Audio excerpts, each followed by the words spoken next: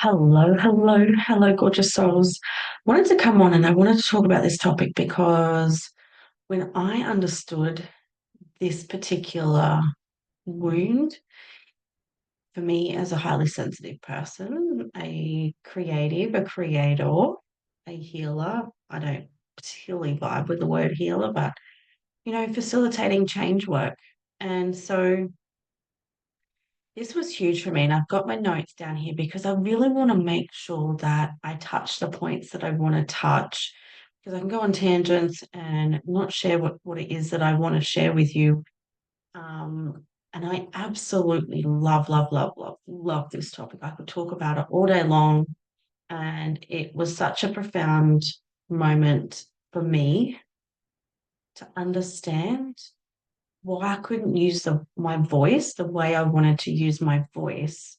So this is specific for other entrepreneurs that are highly sensitive, that are introverted, whether you are creating a book, a podcast, whether you are a coach or, a healer of some kind of out there in the world doing the thing and making your world your own. And so I know how hard it can be to feel like we can't share our voice or show up the way we want to. Like I can feel the vibration as I'm touching here. And I've shared this story a number of times, but when I first started sharing on podcasts, when I developed my own podcast, it wasn't this one, it was a different one. I remember the coughing fits that I used to have, and it was something that was triggering like the throat chakra. There was like this sort of a strangulation feeling in my throat, and it was really, it wasn't cool whatsoever. It was really embarrassing. I remember one podcast episode, and I just probably coughed for a good 20 minutes or so on and off. And it was very disruptive. Like we had to re record it. It was that intense. And I wasn't sick. It was only when I spoke about this work, when I used my voice, is when it really started to happen.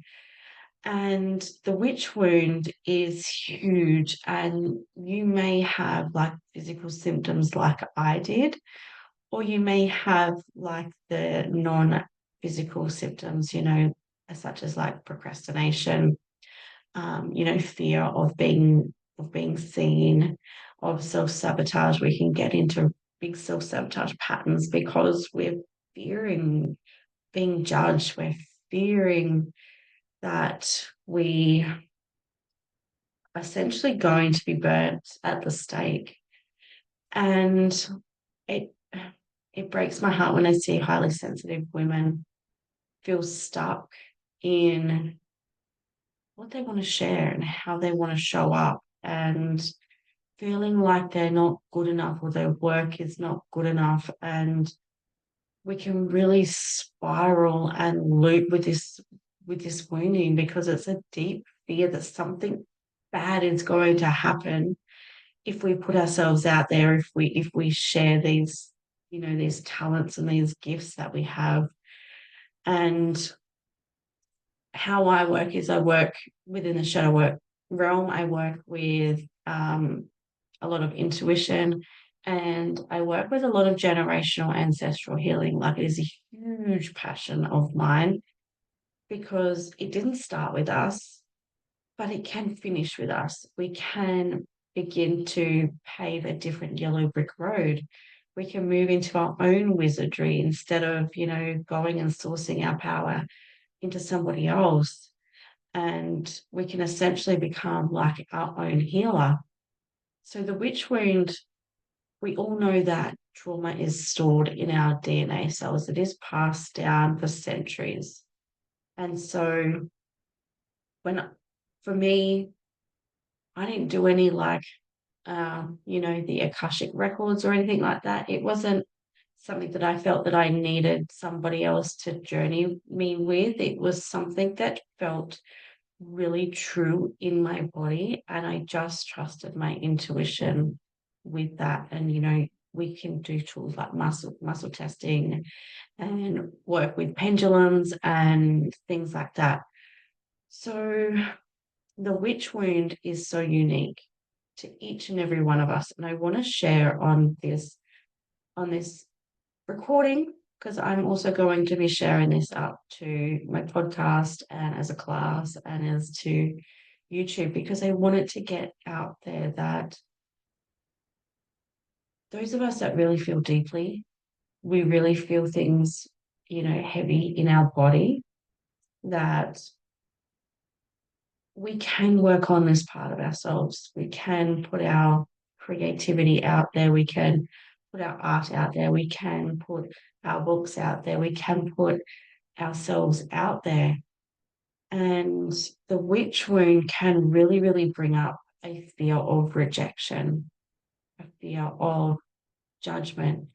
And at times it doesn't sound logical. It sounds like rather illogical. And creating safety in our nervous system to put ourselves out there is really, really important. Like, if we have spent, you know, days working on a project, or we've spent days working on a project, or months, or, you know, years, and comes the time of, you know, putting it out there and hitting that, you know, that publish button, our body can like like really, really have such a reaction and a response to that, because it's different energies that we're feeling, it's different sensations that we're feeling, or it's like a re-remembering of our power. And this can be really uncomfortable. And these particular behaviors really, really come from our ancestors. They come down our lineage, they come from our parents. We have learned this. We have, you know, sucked as a sponge the happening and the beliefs and, you know, trauma that, you know, our mothers and our grandmothers have experienced while we were in the womb. And we can take them on as our own. Like, energy is such a incredible frequency. And when I paired that energy with shadow work and ancestral work, we can really, really start shifting and creating change, not only in your mind, but also creating safety in your body. Um, and just a little shout out, I'm running an intuitive shadow work practitioner training for anyone that wants to learn these tools to help your own community and your own clients. And it's really a journey about, you know, becoming her, becoming that version of you that wants to step out there and create the change. And it's also learning incredible techniques and taking your clients on a really deep facilitation experience. So if that's something that interests you, make sure that you email me. I will pop those down in the bio of this. So you can go ahead and do that. We start in October. So make sure you jump in. It is going to be a really, really small group, because I love the intimacy and I feel it's needed with this work. And it runs for 6 months. So you have an incredible amount of time to develop your skills and to develop yourself into becoming that person that can take your community down the journey of shadow work and intuitive work. So, going to get back into the witch wound topic. As humans, we really, really experienced a lot of torture and trauma, and, you know, there's a big fear of, you know, healing. The witch wound really comes from our herbalists, our astrologers, our midwives, even the women that were that weren't married. See, my voice just did it again. Even the women that weren't married. You know, it was such a deep fear for a woman to show up as herself. And when we understand that this energy is really palpable inside the body, it's really intense. we can then work on shifting and we can work on changing that. So you can experience something new. And I wanted to touch on this confidence piece because working on the witch wound naturally will help you feel more confident in who you are and your gifts and to put yourself out there more.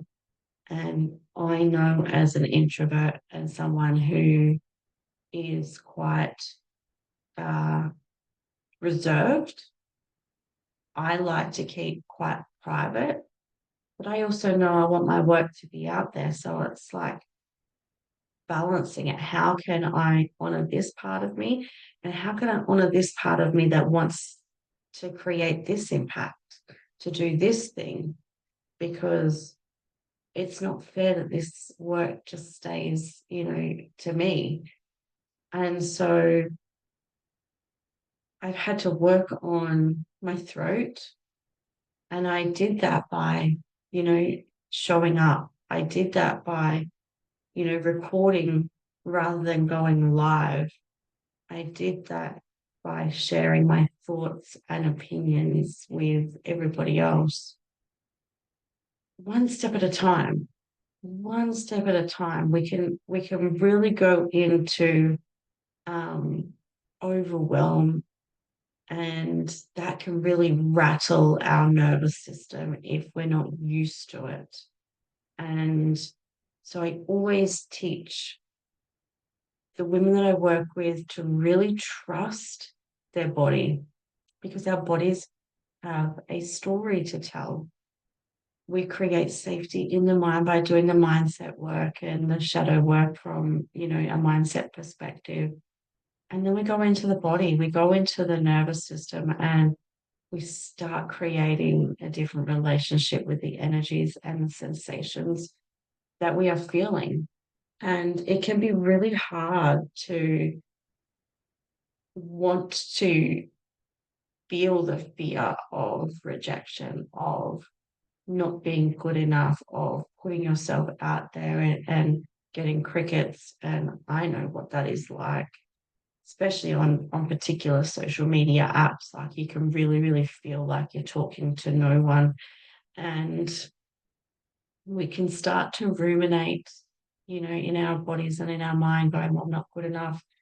This is not good enough. I've got to be somebody different to then do this. And I feel that that's really starting to crumble away. Like people are really starting to be discerning on what's fake and what's aligned, and really trusting that their energy is like the most important thing.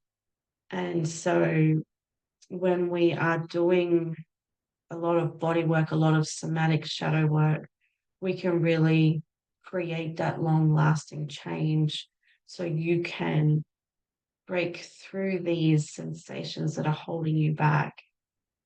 Um, I want to share a couple of things with you that help me, that might help you, and you're to trust what it is for you. What worked for me might be different for you. And I tried on many different things. Singing was one for me. Like I'm no singer whatsoever, but I would just put Spotify on and I would put my favorite songs on and I would turn it up loud so my voice wasn't the loudest, but I was singing along with songs and it really helped me open my throat. It helped me be with that sensation of being seen in that way. I used to record my videos before I ever went live. Oh, that was intense. And it's like we don't want to hit that upper ceiling limit. We can swing so far to the other side of the pendulum and it can rattle us. So it's important to really stay in the simplicity of it. A lot of us, we want the end result first, but it's the process, it's the journey. And so you'll know that you've hit your limit too far. Your nervous system will rattle, and you'll feel ungrounded. And so knowing where that is for you, and then just spend time getting used to recording videos, allow that first step to really be grounded, like being seen on camera can be so weird for the first couple of times. But the more you do it, the more comfortable you get. And then you can move on to maybe like jumping on your stories, like they only go for 60 seconds, and just doing one story of you speaking and then like just building that muscle for a little while and knowing when you're ready to go on to the next and knowing when you're ready to go on to the next. And, I used to create a lot of, notes and stuff and follow that. I don't do that as much now besides this video because I wanted to make sure I touched on a few things. But me being a quad right projector, I love to be able to have the freedom to not stay inside of a box and to allow myself to flow into different energies and trust that it's going to be enough. And that's another piece is building that trust.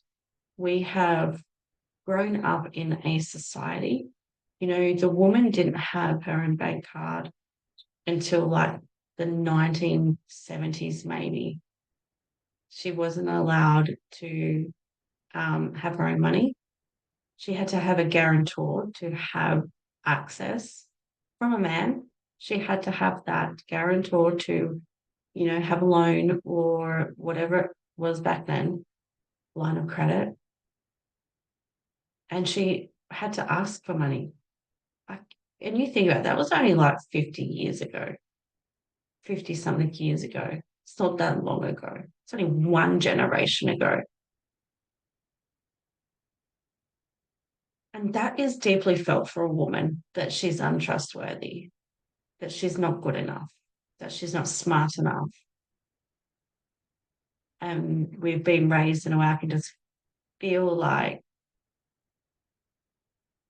how heavy that is to experience, and it breaks my heart that women have experienced that and they feel that they can't trust themselves or they're not good enough to have, money or things. And for me, I don't get right into the feminism. I like to be grounded and balanced with it and have the polarity of both, I guess, in a way, because without this, we're not going to have this. And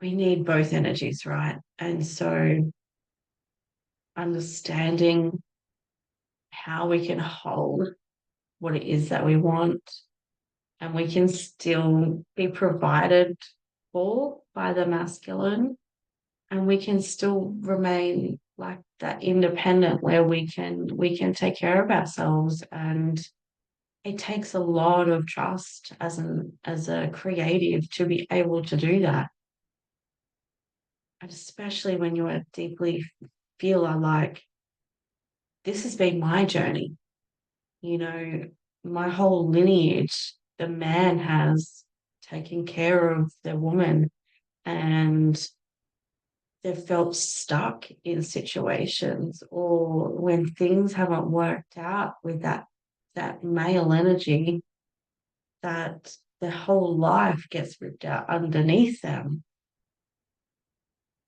And so we get to create that safety, and being an empath, it can be really hard.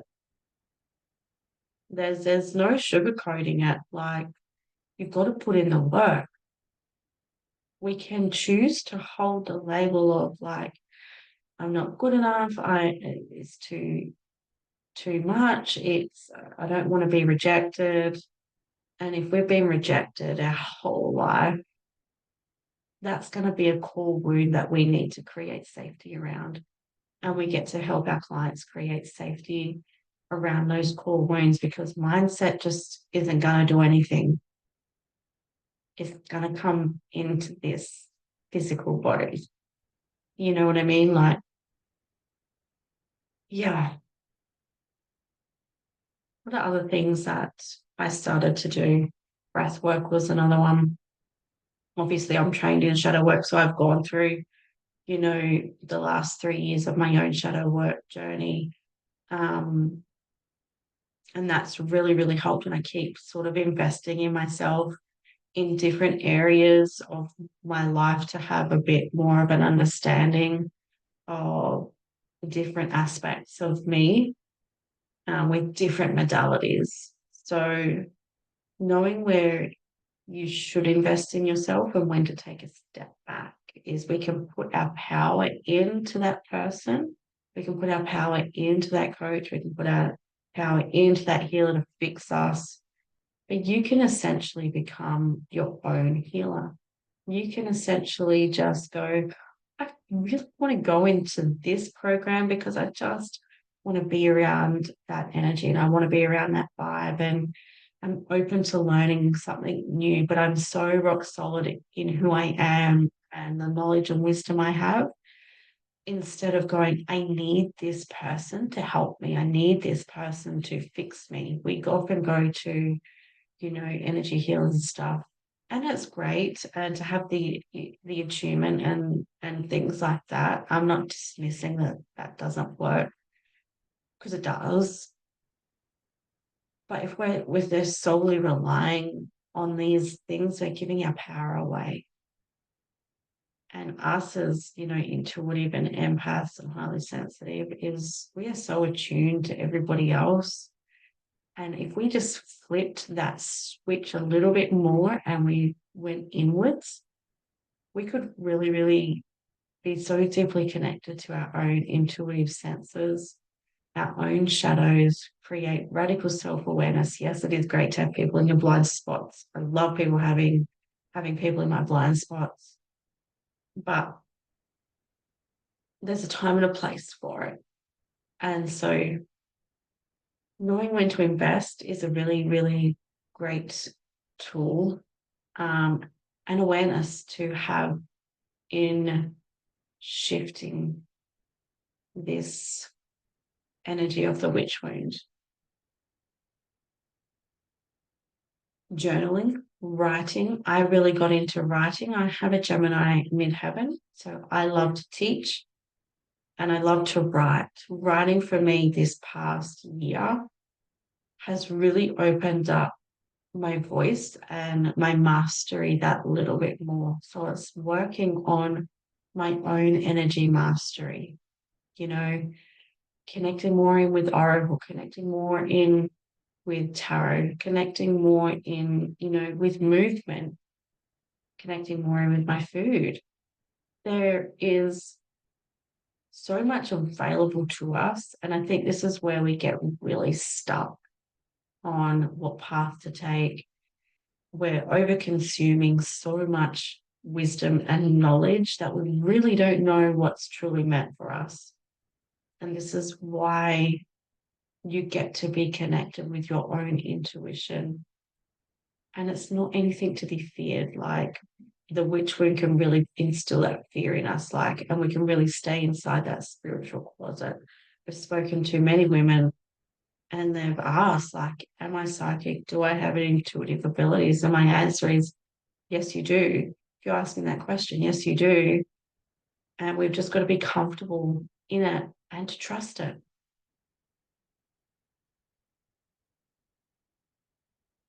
I feel that that's another topic, but that's that trusting piece, because we know what we need to do and we know what's right for us. But it's just trusting it. It's trusting that energy to move us forward, to propel us forward. And this is where, inside the training, I'm going to teach you how to do that, how to trust yourself. And we're going to create different energies inside your body. And then you're going to learn how to do that for your clients so they can be connected to their own intuition and to trust themselves and to have self-confidence and have self-trust that they've got their own back, and that they can heal the witch wound and certain aspects of themselves. And it's not in a way to get rid of certain things. It's not a way to get rid of shadows. We don't ever get rid of shadows. If anyone tells you I can get rid of this emotion, run for the hills, because it's not even true. we integrate it, we create a different relationship with it. That is the magical key to it all. Is we're all having a human experience, and the relationship we have with those emotions and our body and ourselves is what's really going to create that change. So I'm going to leave you with that. I really hope this helps. If this resonates, if you want to know more about the practitioner training, please reach out. Please share this with another woman who is, feeling it too, like feeling deeply in the trap of procrastination, of, fearing judgment and fearing rejection. Start small, work your way up. There's a saying, the slower I go, the faster I get. And nature is such a great teacher in that. Have you ever grown something in the garden and it only blossoms once a year? It's not an all year round thing. And so we have to cultivate patience in ourselves and in our growth. So I'm going to leave you with that. Short, sweet, simple. Add in another practice if you want to and see where it may lead you. And thank you for being here. I so appreciate it so much.